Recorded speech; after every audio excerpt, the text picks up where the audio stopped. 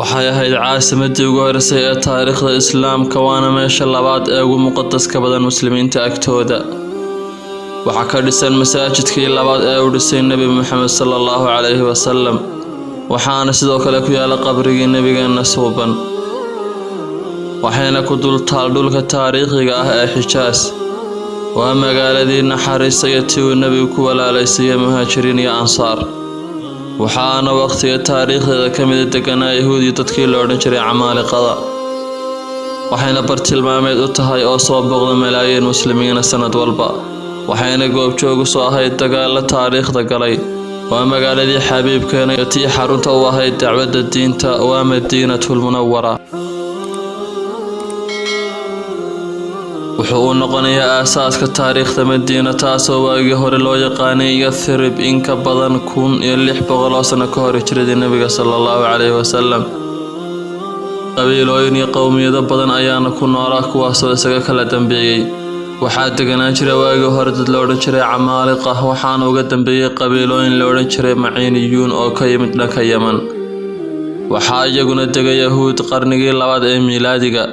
iyagoo ku noolaa waqti aad u dheer. qabiilooyinka yahuudda ugu caansan ee ku noolaana waxay ahaayeen Banu Qurayda iyo Banu Nadiir.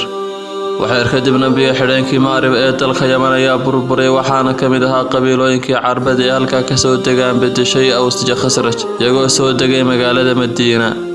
iyadoo waqtigaasna ay ku noolaayeen yahuudi. iyadoo labada qabiilna ay samaysteen isxulafaysi iyo in laga difaaco magaalada weerar kasta oo dibadda kaga yimaada. isbahaysigoodiina waa u midho dhalay iyagoo ku dhaqmayay muddo aad u dheer. muddadaas oo ay tiradoodu sii kordhisay islamarkaana hantidoodiina si wanaagsan u kortay, ilaa ay markii dambe isu noqdeen laba cadow oo colaad dheeri dhex martay.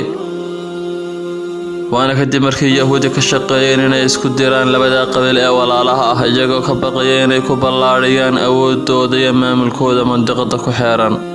iyadoo loolankaasi uu sii jiray ilaa qarnigii 7 ee miilaadiga, xilligaas oo ahayd kadib markii diinta islaamka nuurkeedu kasoo iftiimay magaalada barakaysan ee Maka. iyadoo halkaas uu nebigu dadka ugu yeedhayay diinta islaamka, iyadoo ay ka cadhoodeen soo bixida diinta cusub madaxdii Qureysheed, kuwaasoo aan ka labalaynin dhibaatayntiisa iyo inay isku dayaan inay joojiyaan fiditaanka diinta islaamka,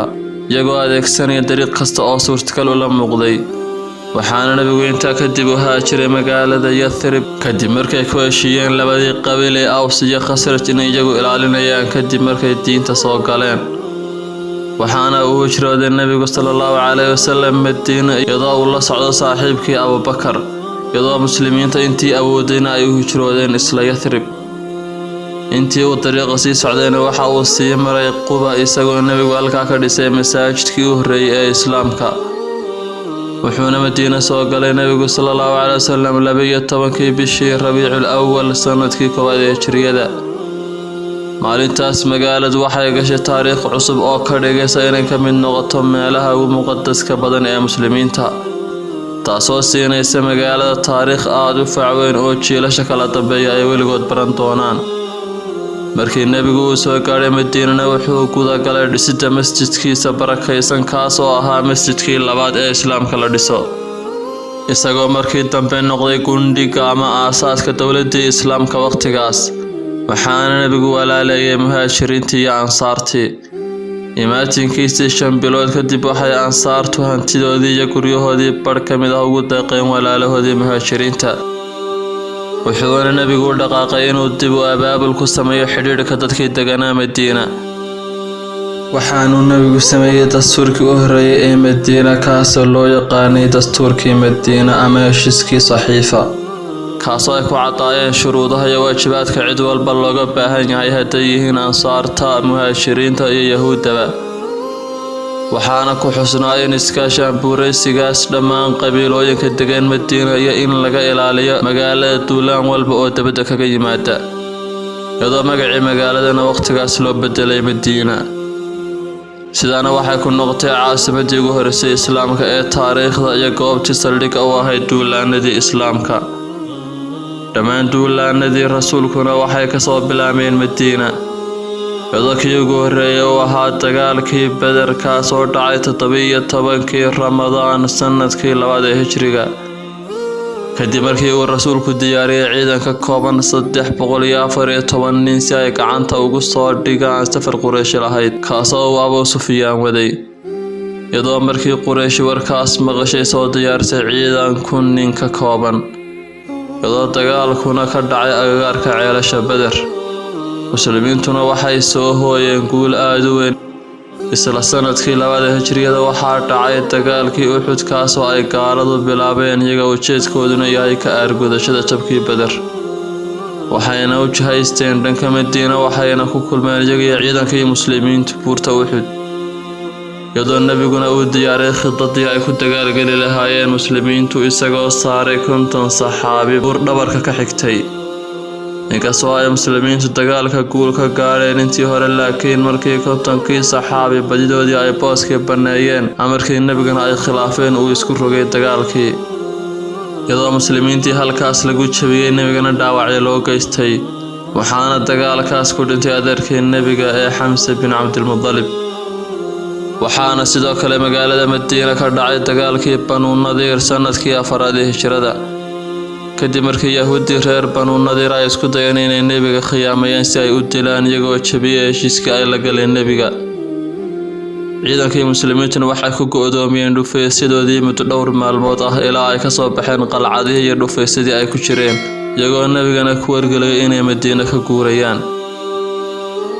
waxaana dagaalkaas kadib dhacay duulaankii Axsaab iyadoo ay dhiirigelintiisa iyo kicitaankiisa ay lahaayeen Yahuudi reer Banu Nadiir kuwaasoo ujeedkooduna ahaa inay nabiga ka aargoostaan iyagoo ku leeshiyay Quraysh iyo qabiilooyin kale oo Carbeed in nabiga iyo muslimiinta lagu weeraro Madiina lagana takhaluso iyadoo markii dambena ay qabiilooyin kale ku soo biireen kuwaasoo ugu soo duulaan tagay Madiina ciidan gaadhaya 10,000 oo nin iyadoo duulaanka loogu yeedhay Axsaab ama duulaankii isbahaysiga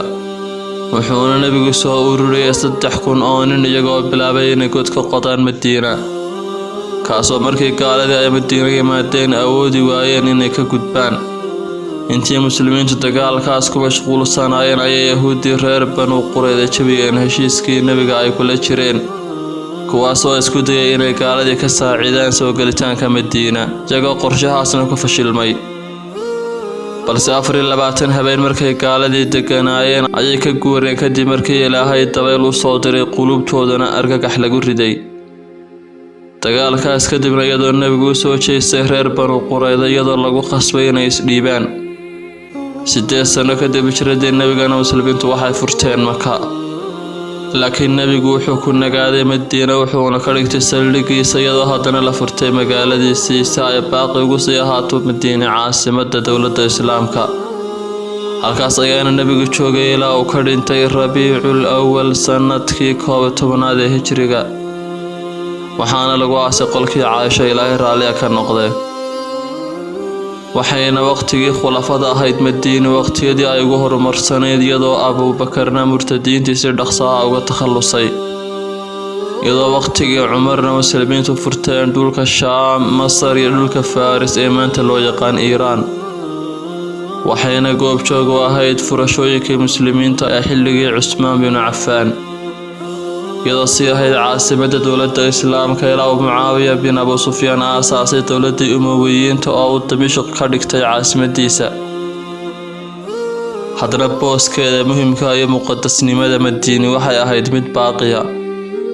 Madiina-Al-Munawara waxaa ku yaala dhowr meelood oo taariikhi ah oo islaamka kaalin weyn ugu jira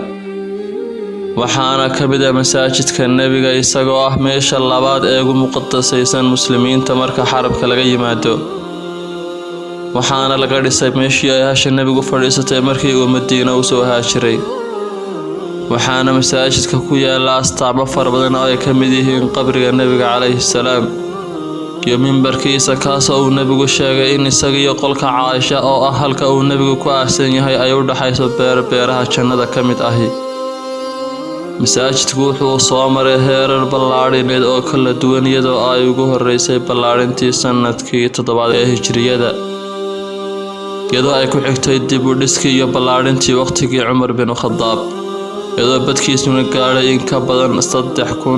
3,575 mitir square waxaana ballaarin iyo dib u dhis badan ku sameeyay dowladihii islaamka ee kala dambeeyay ilaa laga soo gaadhay boqortooyada Sacuudiga iyadoo boqortooyada Sacuudiguna ku soo kordhisay dhammaan adeegyada loo baahan yahay kuwaas oo la jaan qaadi kara nolosha cusub ee casriga waxaana magaalada Madiina ku yaala marka laga yimaado masaajidka nebiga Masjid Quba kaas oo ahaa masjidkii ugu horeeyay ee la dhisay islaamka wuxuuna ka fog yahay masaajidka nebiga masaafo ah 4 kiiloomitir ku dhawaad waxaana kaloo ku yaala Madiina masaajidka lagu magacaabo Masjid Qiblatayn kaas oo saxaabadu hal salaad gudaheeda ay u tukadeen 2 qiblo